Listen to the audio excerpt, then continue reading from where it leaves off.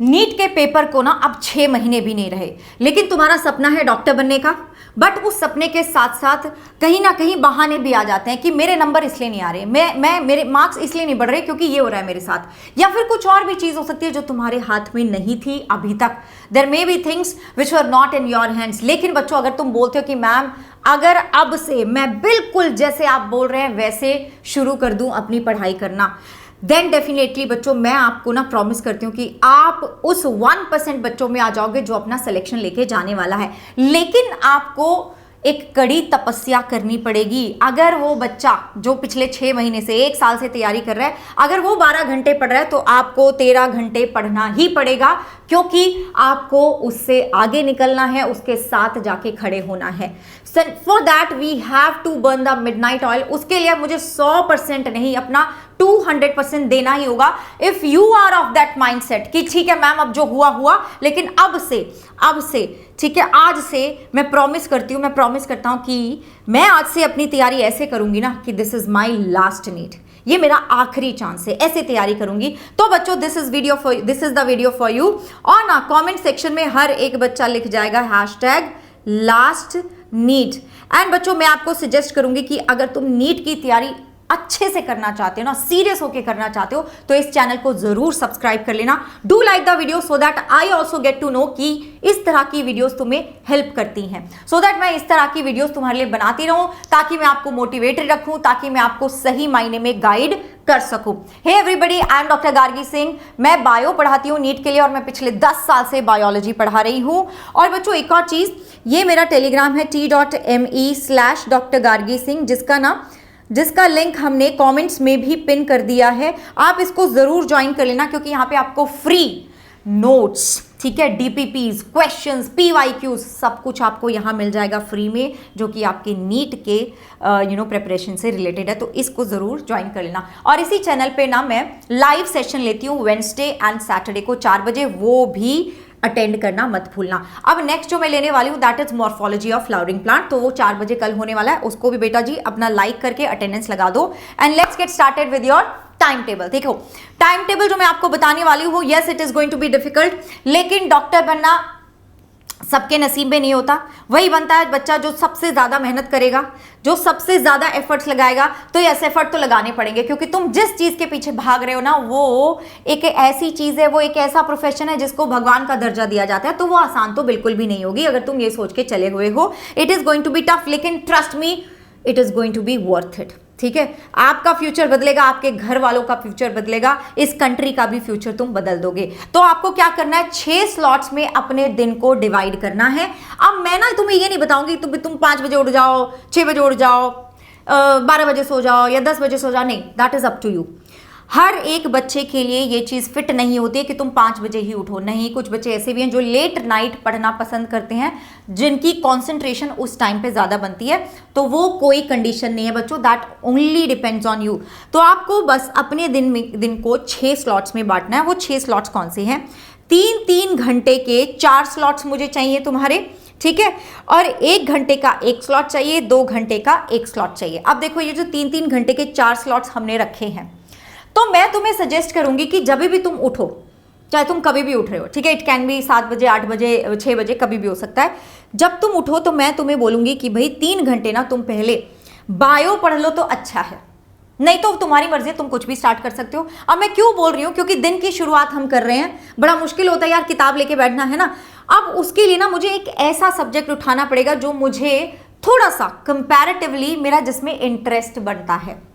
तो नेचुरली थोड़ा सा, मतलब जितना मैंने 10 साल से पढ़ाया है, बायो में पढ़ा रही हूँ, नीट के एग्जाम की प्रिपरेशन करवा रही हूँ, तो आई हैव सीन दिस कि बच्चों का बायो में इंटरेस्ट थोड़ा ज़्यादा होता है।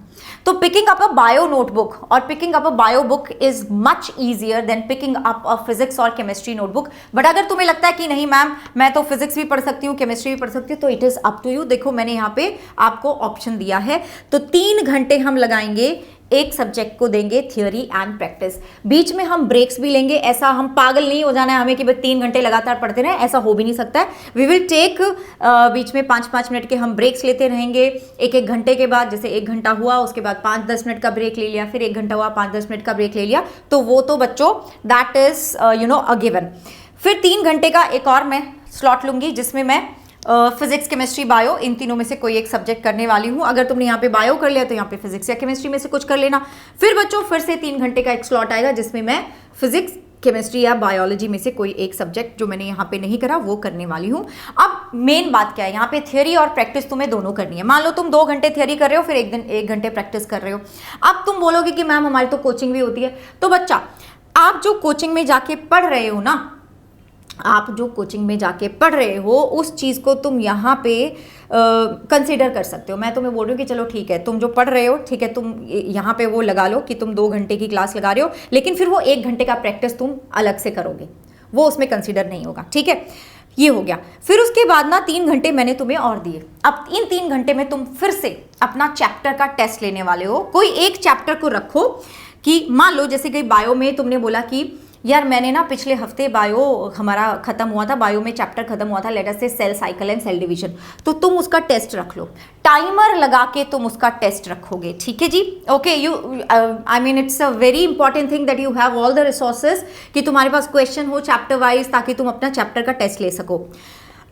ठीक है, चलो अब ये कहाँ मिलेगा वो भी मैं बता दूंगी तुम्हें। चैप्टर वाइज आपने अपने टेस्ट रख लिए। फिजिक्स का एक चैप्टर निकालो, बायो का एक चैप्टर एंड केमिस्ट्री का एक चैप्टर। 3 घंटे में तुम 3 टेस्ट दे सकते हो, टाइमर लगा के बिल्कुल दे सकते हो। उसके बाद तुम 1 घंटा लगा के टेस्ट का एनालिसिस करोगे कि भाई मेरे से कहाँ गलती हो गई, मैं किधर मैंने मतलब सिली मिस्टेक्स करी हैं, कौन से ऐसे क्वेश्चन थे जो मैं कर ही नहीं पाए, कौन से ऐसे क्वेश्चन थे जहाँ पे मुझे बहुत टाइम लगा। Make a list of that.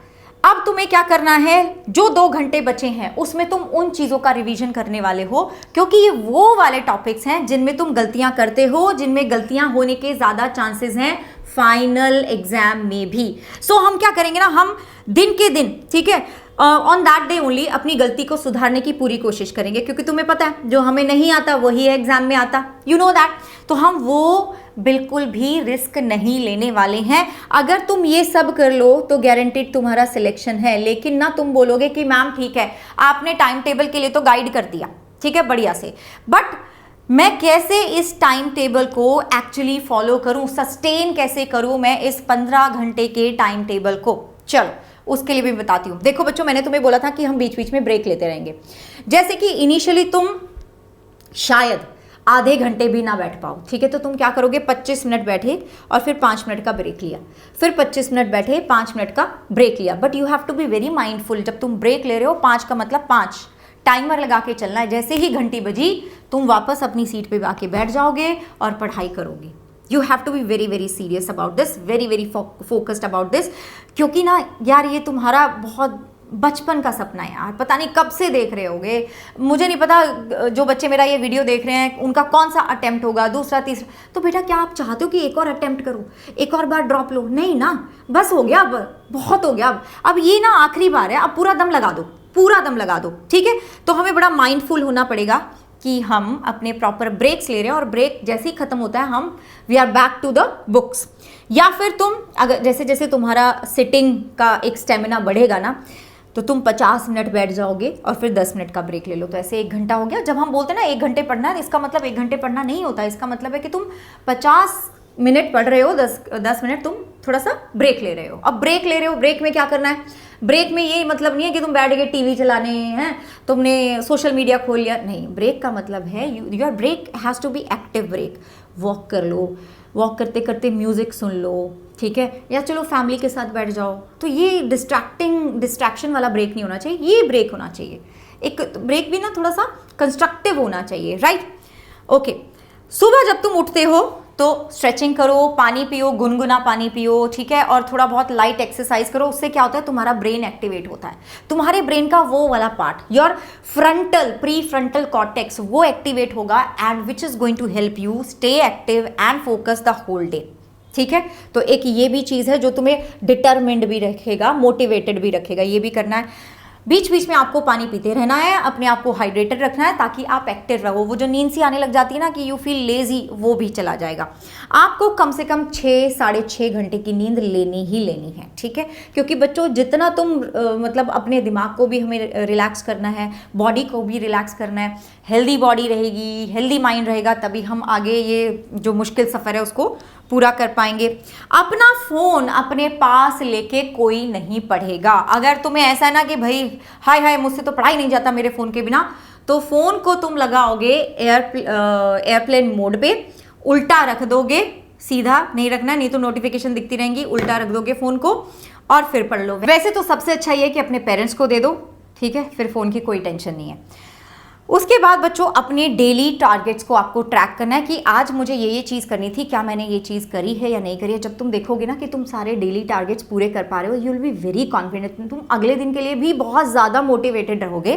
And also 90 minutes के लिए आपको एक्टिव रिकॉल तो करना ही है डेली। जो मैं रिविजन बोल रही थी ना, वो क्या है, रिविजन कैसे होता है कि एक्टिव रिकॉल कैसे होता है कि तुम खुद से क्वेश्चन पूछोगे कि बताओ ये क्वेश्चन बनाया तुमने और फिर खुद ही उसका आंसर कर रहे हो, तो दैट इज एक्टिव रिकॉल। अब ना एक और चीज़ मैं तुम्हें बताना चाहूँगी कि क्योंकि हम दिस इज़ एन एग्ज़ाम जो कि आपके मेंटल हेल्थ, ओके, आपके फिजिकल, इमोशनल हर एक चीज़ को टेस्ट करता है, राइट। तो ना मुझे बर्नआउट नहीं होना चाहिए, मुझे ओवरवेलमिंग नहीं होना चाहिए कि यार ये क्या हो रहा है मेरे साथ, थक गए हैं, ये है वो है, नहीं। उसके लिए हम क्या करेंगे, जो संडे का दिन है ना, संडे के दिन को वेस्ट नहीं करेंगे, लेकिन संडे के दिन को ना हम थोड़ा सा रिलैक्स भी रखेंगे और थोड़ा हम उसमें काम भी करेंगे कि जो आधा दिन है ना, मान लो पहले हम 15 घंटे पढ़ रहे थे तो आधा कर दो आप, अब 6 से 7 घंटे पढ़ो, जिसमें आप क्या करेंगे, थोड़ा रिवीजन करेंगे, आप टेस्ट ज़रूर लेंगे, पार्ट टेस्ट लेंगे, क्योंकि अभी आपका सिलेबस अगर खत्म नहीं हुआ है तो आप पार्ट टेस्ट लेंगे। अगर आपका सिलेबस खत्म हो चुका है, अगर 70 to 80% सिलेबस हो चुका है तो बच्चों फुल सिलेबस मॉक टेस्ट ले सकते हो आप, ठीक है। मॉक टेस्ट लिया, ओके, उसका एनालिसिस करा, देन रिवीजन करोगे, जो भी जहाँ पे भी गलतियाँ हो रही हैं उनको रिवाइज करोगे। तो संडे को थोड़ा सा हम अपना जो काम है, उसका जो बर्डन है उसको कम कर लेंगे, so that we are recharge for the next week. और बच्चों ये तो बड़ा इंपॉर्टेंट है, ये तो हमारे डेली के टाइम टेबल में था ही कि हमें प्रैक्टिस तो ज़रूर करनी है, नीट के जैसे क्वेश्चंस की प्रैक्टिस तो ज़रूर करनी है। अब मैंने तुम्हें बोला था कि प्रैक्टिस प्लस रिवीजन, ये दो ऐसी चीज़ें हैं जिनके ऊपर तुम्हारा नीट 2026 का सिलेक्शन टिका हुआ है। उसके लिए बच्चों आपके पास है टॉपर्स बॉक्स, जिसमें ना प्रैक्टिस के लिए भी आपके पास 13 साल के PYQ बुक हैं, तीनों सब्जेक्ट की हैं, फिजिक्स, केमिस्ट्री, बायो, और चैप्टर वाइज हैं। जो चैप्टर टेस्ट में आपको बोल रही थी ना, तुम यहाँ से चैप्टर टेस्ट ले सकते हो। 3 रिवीजन बुक आपको दी गई हैं, 3 रिवीजन बुक्स यू हैव, जिनसे आप जल्दी तुरंत ही एक चैप्टर को रिवाइज कर सकते हो। मतलब एक चैप्टर को तुम आराम से 20 मिनट में रिवाइज कर सकते हो। सोचो, इमेजिन करो, अगर तुम 20 मिनट में एक चैप्टर को रिवाइज कर पा रहे हो तो कितनी जल्दी रिवाइज करोगे और कितनी बार रिवाइज कर सकते हो चैप्टर को। और हमारे हैंड रिटन नोट्स आपको मिलेंगे, आपकी टीम विद्या के हैंड रिटन नोट्स आपको मिलने वाले हैं, जहां पे ना आप उन नोट्स को जब पढ़ रहे हो बच्चों, तो जो चीज़ तुम्हें थोड़ी डिफिकल्ट लगती है उसको तुम हाईलाइट भी कर सकते हो। These are the proper notes, जहां पे एक एक चीज़ हमने इंक्लूड करी है, सो दैट आपका जो सिलेबस कवरेज है वो बहुत अच्छी तरीके से हो। तो ये एक आपका वन स्टॉप सोल्यूशन है। अगर तुम्हें प्रैक्टिस चाहिए, रिवीजन चाहिए, नोट्स चाहिए, सब कुछ है। And this is available for 2299 जब तुम मेरा कोड लगाओगे बच्चों, गार्गी, ठीक है। When you use my code Gargi, तो ये आपको 2299 का मिल रहा है टॉपर्स बॉक्स, और आपके घर तक ये सारी बुक्स पहुंचेंगी। ये आपको ऑनलाइन नहीं मिलेगा, ये आपके घर तक एक पूरा बॉक्स पहुंचेगा जिसमें ये सारी की सारी बुक्स होंगे, ये नोट्स होंगे। लिंक बच्चों हमने ना कमेंट्स में पिन कर दिए हैं टॉपर्स बॉक्स के। Toppers box is the way to selection. Toppers इसी से रिवीजन करते हैं। हमारे जितने भी बच्चे जो सिलेक्ट हुए उन्होंने इसी से रिवीजन करी थी। तो लिंक सारे आपको डिस्क्रिप्शन में भी मिल जाएंगे, कमेंट्स में भी मिल जाएंगे। And I see you in my morphology of flowering plant session, जो कि कल 4 बजे होने वाला है। हर एक बच्चा जाके अपनी अटेंडेंस लगा देना, क्योंकि ये चैप्टर भी बड़ा इंपॉर्टेंट है। यहाँ से ना तुम्हारे 4 से 5 क्वेश्चन आ जाते हैं, बड़ा इंपॉर्टेंट चैप्टर है। ओके बच्चों, so I will see you in the next one. Bye bye, take care.